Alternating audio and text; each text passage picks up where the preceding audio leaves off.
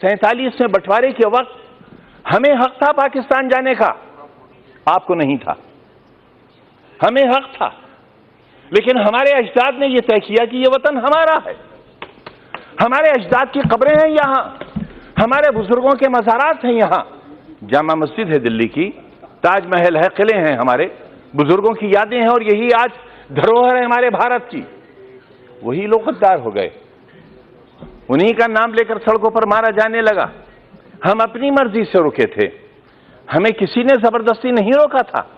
जो अपनी मर्जी से रुके उनके लिए आज ही सदन में यह कहा गया कि जो वंदे मातरम नहीं कहेगा उसे भारत में रहने का अधिकार नहीं होगा। बहस वंदे मातरम की नहीं है। मेरी बात तो सुन लें आप, मेरी बात सुन लें, हो सकता है आपको शर्मिंदगी हो। बात वंदे मातरम की नहीं है मान्यवर। अगर कानून की बात करूं तो सुप्रीम कोर्ट कहता है कि वंदे मातरम के लिए मजबूर नहीं किया जा सकता, सबसे बड़ी अदालत वो भी है।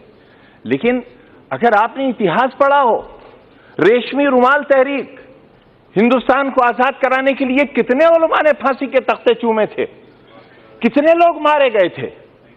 देश में न जाने कितनी मिट्टी की पहाड़ियां वो हैं जिनमें हमारी लाशें आज भी सड़ गई होंगी, लेकिन उनमें दफन है। रेशमी रुमाल तहरीक में अगर आप रेशमी रुमाल की तस्वीर देखेंगे तो उस पर भारत मां की तस्वीर छपी हुई मिलेगी आपको। ये रिश्ते कब थे?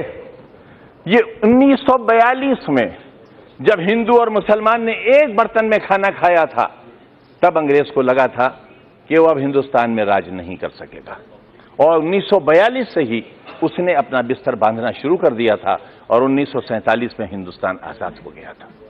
हम आज भी एक ही मोहल्ले में रहते हैं, एक घर में बैठते हैं, हमें किसी को एक दूसरे से डर नहीं लगता। लेकिन जब हम चुनी हुई संस्थाओं में आते हैं, जब वोट जैसी चीज हमारा मुकद्दर बनने वाली होती है, तब इंसानियत के सारे रिश्ते हमारे टूट जाते हैं मान्यवर। इससे देश बहुत कमजोर हो रहा है, इससे हम बहुत कुछ खो रहे हैं। आप मुझे मजबूर तो नहीं करेंगे? मैं आपसे ये कब कह रहा हूं कलमा पढ़िए आप? मैंने आपसे कब कहा? मैंने आपसे कब कहा कि कुरान की आयतें पढ़ी जाएं? यहां ये लोकतंत्र का मंदिर है, ये संविधान का मंदिर है। जो चाहे कहे, अगर मैं कहूं तो आप रोक नहीं सकते, और मैं न कहूं तो आप मुझसे जबरदस्ती नहीं कर सकते। और अगर आप जबरदस्ती कर सकते हैं तो कहिए, आप कहिए कि जबरदस्ती कहना होगा।